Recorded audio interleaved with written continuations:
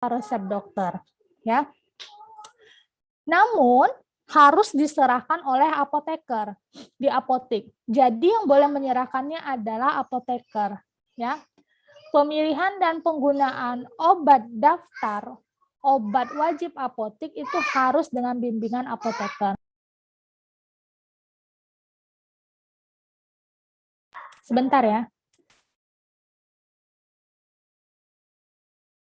Ya, jadi obat wajib apotek itu sebenarnya adalah obat keras yang dapat diberikan oleh apoteker ke penggunanya, ya, ke orang yang akan mengkonsumsinya. Tapi ada catatan tertentu, nggak bisa langsung dengan pemberian, dengan langsung diberikan, nggak bisa langsung mau mesennya itu 10 strip, nggak bisa, ada batas-batasan tertentu, ya. Nah, regulasi terkait dengan obat wajib apotek ini memang ada beberapa ya, daftar obat wajib apotek 1, 2, dan 3. Tapi isinya hampir sama. Kalau tadi yang diinformasikan tahun 99, Bu, isinya hampir sama dengan yang kedua. Ya. Jadi yang isi tahun 99 dan 93 yang dikeluarkan oleh Kemenkes gitu ya, itu sama. Dan belum diupdate sampai sekarang gitu. Nah, ini dia yang coba saya screenshot ya. Seperti obat saluran pencernaan dan metabolisme. Ya, kemarin kita sempat ketemu terkait dengan obat gastrointestinal ya. Ada famotidin, ada ranitidin. Harapan saya masih ingat ini golongan apa? Golongan antagonis reseptor H2 ya. Nah, kemudian ada obat kulit, asam azeleat, asam fusidat, metrolinida, toksiklat, tretinoin. Ini digunakan sebagai obat wajib apotek. Ya. Ada maksimalnya di sini. Ada maksimal penggunaan atau obat yang boleh diberikan oleh apoteker ke pasien. Ya, dan ada catatannya. Khusus seperti famotidin dan ranitidin, pemberian obat hanya atas dasar pengobatan ulangan dari dokter. Dalam arti apa? Dia sudah pernah dapat nih, atau pasiennya yang akan mengkonsumsinya udah pernah dapat famotidin atau ranitidin dari dokter. Kalau misalnya dia tidak membeli obat tersebut, akan membahayakan penyakitnya. Ya, itu sebagai catatan. Bu, apakah obat saluran pencernaan dan metabolisme ini hanya dua? Hanya dua yang terdaftar di daftar obat wajib apotek. Kalau misalnya saya mau beli lansoprazol, Bu, sukralfat, apakah termasuk ke dalam DOA? Tidak. Tapi kenyataannya bagaimana itu diberikan sama pasien yang sudah pernah mendapatkan obat ulangan dari dokter. Bagaimana? Belum ada regulasi yang mengatur itu. Ya. Saya lanjut. Nah, termasuk juga obat wajib apotek adalah anti-infeksi umum. Anti-infeksi umum yang di sini diindikasikan untuk anti-tuberkulosis. Anti-tuberkulosis itu termasuk ke dalam DOA. Ya, daftar obat wajib apotek. Kementerian Kesehatan itu sudah mengatur berdasarkan kategori-kategori. Ada kategori 1, ada kategori 2. H ini isoniazid, R ini rifampicin, Z ini pyrazinamid, E ini etambutol. 2 ini apa, Bu? 2 ini adalah 2 selama 2 bulan. Ya, selama 2 bulan. Karena kan kita tahu ya, kalau obat TBC itu kan jangka panjang ya, ada waktu-waktu tertentu yang harus dipatuhi oleh pasien. Kemudian di sini obatnya apa? Ada isoniazid, ada rifampicin, pyrazinamid, dan etambutol. Ini boleh diberikan ke pasien ketika pasiennya meminta. Tapi ada catatan, ya. Pasiennya menderita baru BTA positif, pasiennya itu baru BTA-nya negatif, tetapi ronsennya positif, dan menderita ekstra paru berat. Itu adalah catatan untuk penggunaan kategori 1. Ya.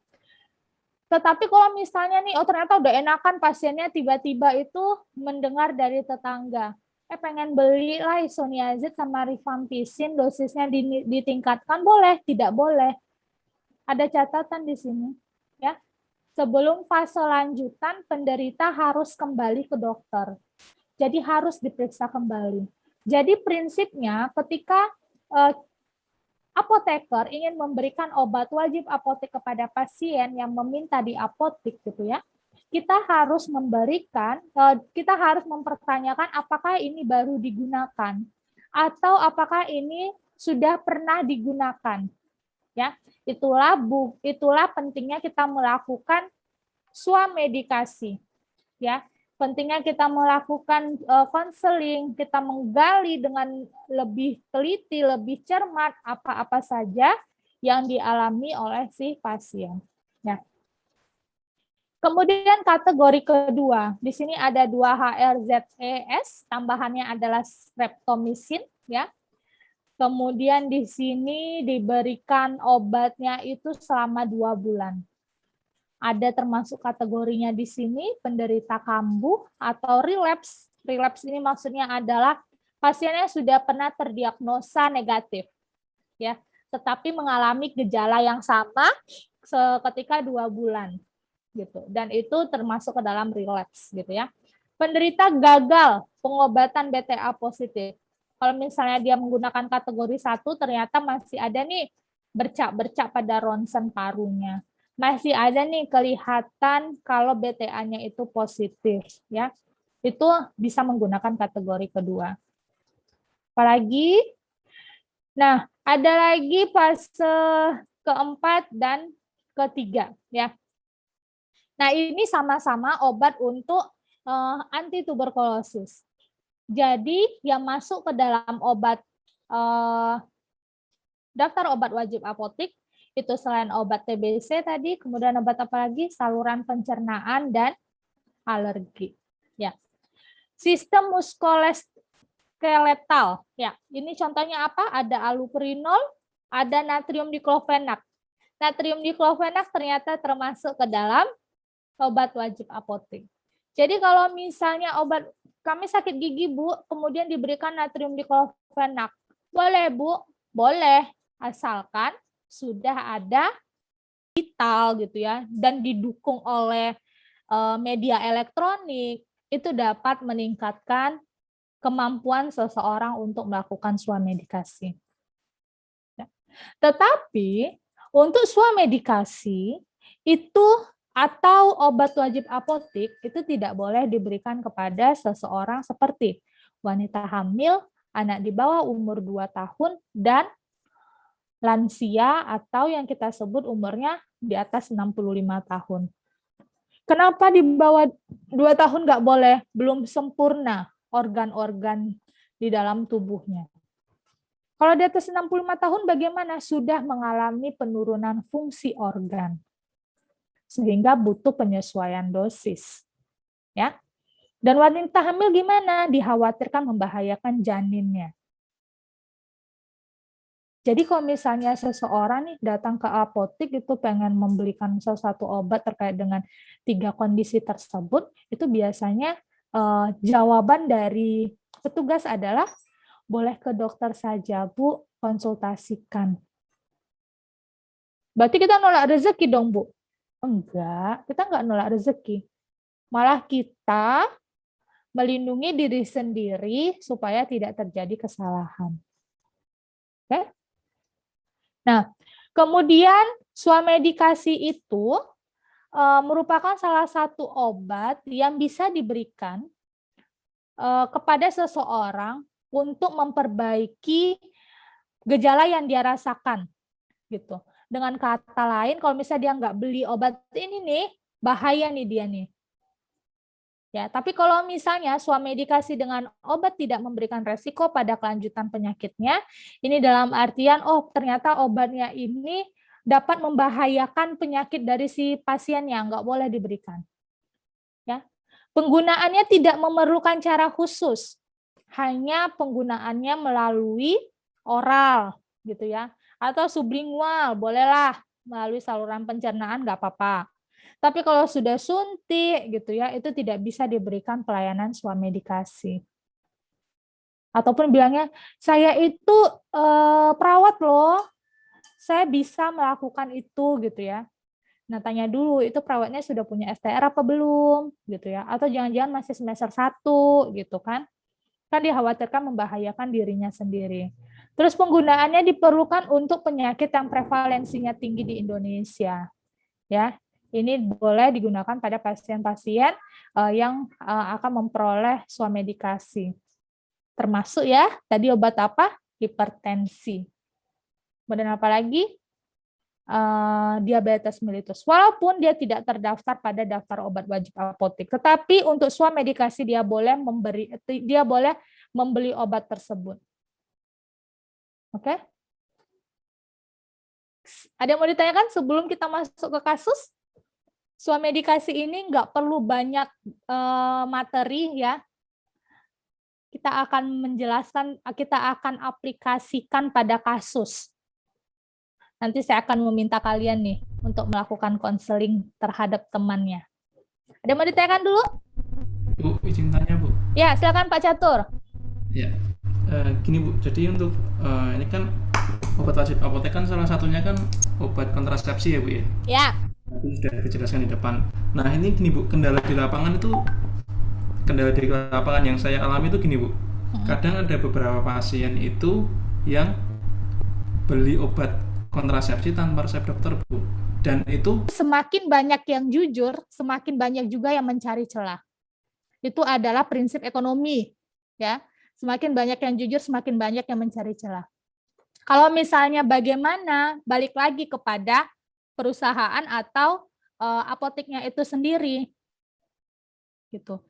Kita tidak bisa mengatakan tidak boleh menjual. Oke, dia di depan tidak menjual, ya. Tapi yang di belakang bagaimana? Nggak usah jauh-jauh, dekat rumah saya ada. Dekat rumah saya ada. Bahkan kemarin itu saya coba pernah datangin gitu ya. Terus pengen beli obat ini, obat apa? Obat mabuk. Obat yang itu ya, pil yang putih kecil-kecil itu ya, sampai seperti itu. Padahal saya nggak mau beli apa-apa gitu. Itu apa yang dijualnya? Trihexyphenidyl. Boleh nggak? Nggak boleh. Ada yang menjual, ada. Gitu. Jadi kalau regulasinya itu, yaitu tidak bisa dipaksakan antara pihak satu dan pihak kedua. Gitu. Jadi kalau misalnya obat tersebut dijual, gimana ya Bu ya? Ya saya nggak bisa ngomong apa-apa. Ya semoga ketika adanya sidak dari Dinas Kesehatan Provinsi atau kota gitu ya, itu ketangkap. Tapi bisa lepas nggak? Bisa. Apa yang bermain di sana? Bermain di sana adalah money, ya. Jadi kalau udah ngomongin duit itu udah lepas semua. Jadi itu Pak Catur, kalau misalnya terkait dengan kok obat itu boleh diberikan ya Bu, seharusnya kan nggak boleh diberikan. Memang tidak boleh diberikan. Tapi kalau misalnya kondisinya adalah si ibunya benar-benar lupa minum pil KB gitu ya, kan bisa ya kelihatan dari raut mukanya yang menikah yang mana, yang belum menikah yang mana gitu ya, bisa kelihatan. Mungkin kalau ada yang bilang saya belum menikah, salah, saya sudah menikah ya, sudah punya anak 1. Nah, kalau misalnya seperti itu sebenarnya terjadi kesalahan dan dikembalikan lagi kepada pihak-pihak tertentunya. Jadi kita nggak bisa memaksakan segala sesuatu itu sesuai dengan regulasi. Kalau kata orang, loh buat apa buat peraturan itu kan dibuat buat dilanggar, ya. Ada yang ngomong seperti itu, peraturan itu dibuat kan buat dilanggar. Jadi semakin regulasinya itu atau peraturannya itu semakin baik, maka akan ada pihak-pihak tertentu yang mencoba untuk menggoyangkan. Itu jawaban saya Pak Catur. baik, terima kasih Bu. Ya. Jangan coba-coba ya. Setelah hal kolosis. Nah, biasanya obat ini akan mengalami beberapa efek samping. Dengan dosis yang diberikan adalah rifampicin misalnya sekali sehari, ethambutol juga ya, dan streptomycin. Kemudian obat ini ketika diminum akan memberikan misalnya pusing, itu kalian informasikan. Boleh lihat ISO Bu, boleh lihat NIMS Bu, boleh, nggak apa-apa. boleh diinformasikan. Kemudian apalagi yang terakhir, harapannya setelah setelah ibu mengkonsumsi obat ini, itu gejala-gejala terkait dengan TBC-nya berkurang atau pemeriksaan lab selanjutnya itu akan menjadi lebih baik. Dan jangan lupa minum obatnya secara rutin dan teratur. Pasien TBC ini sering banget mengalami masalah terkait dengan multi drug resisten ya. Kenapa? Karena yang pertama tidak patuh, yang kedua obatnya itu banyak, yang ketiga penggunaan jangka panjang. Minimal penggunaannya berapa lama? 12 bulan. Minimal penggunaan. Ya, 6 bulan pengobatan dan 6 bulan itu untuk pencegahan. Gitu.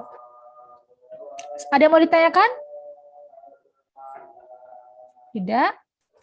Kasus ketiga, seorang perempuan datang ke apotek ingin membeli siproheptadin, ya, untuk anaknya 2 tahun.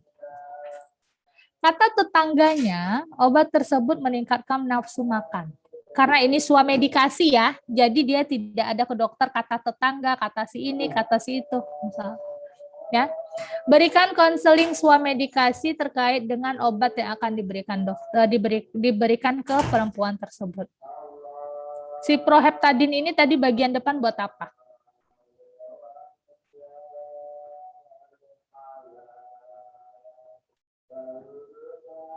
Ya. Kemudian dia informasikan menambah nafsu makan. Hubungannya apa? Nggak ada hubungannya. Digunakan, Bu, digunakan. Boleh kalian lihat, tanya sama teman yang dikerja di apotek ya. Obat nafsu makan yang terkenal itu adalah harganya murah meriah muntah jelek amat tulisan saya.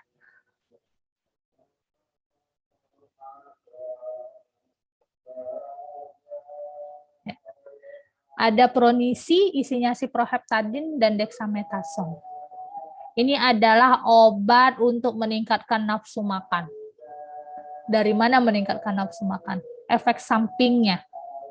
Efek samping dari obat alergi siproheptadin itu adalah meningkatkan nafsu makan.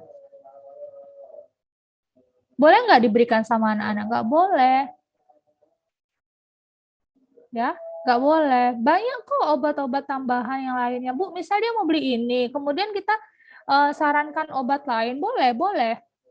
Bisa kita sarankan Scott Emulsion gitu, Bu, kalau boleh sebut merek, atau kurkuma gitu, Bu, boleh? Boleh. Ya, jadi tawarkan kepada seseorang yang akan melakukan swamedikasi ketika pengobatannya itu tidak tepat, tawarkan dengan yang lain. Ya, asalkan yang ditawarkan sama apoteker itu adalah masih obat golongan bebas dan bebas terbatas. Bukan obat keras. Oke? Nah, jadi kalau misalnya seperti ini, si pasiennya atau ibu ini tidak akan mendapatkan obat siproheptadin ini. Apalagi anaknya 2 tahun. Balik lagi ke kriteria. Tidak boleh diberikan, jadi yang boleh obat tersebut menjadi pemantauan khusus di bawah 2 tahun, 65, dan ibu hamil. Ya, itu nggak boleh sembarangan. Berarti kalau misal di atas 2 tahun boleh, Bu? Nggak juga, ya. Maksudnya nggak seperti itu prinsipnya, bukan. Maksudnya itu supaya lebih diwaspadai, gitu. Jadi kalau anak 3 tahun mau memberi siproheptadin nggak bisa juga. Kecuali kalau misalnya saya mau membeli siproheptadin untuk gatal-gatal nih di badan saya, boleh nggak? Boleh. Tapi setelah ini nafsu makan saya kok meningkat ya, gitu. Ya, itu efek samping, nggak apa-apa. Tapi kalau misalnya dia bilang, saya mau beli obat nafsu makan dong, Pronisi sama Dexa gitu ya, itu nggak bisa.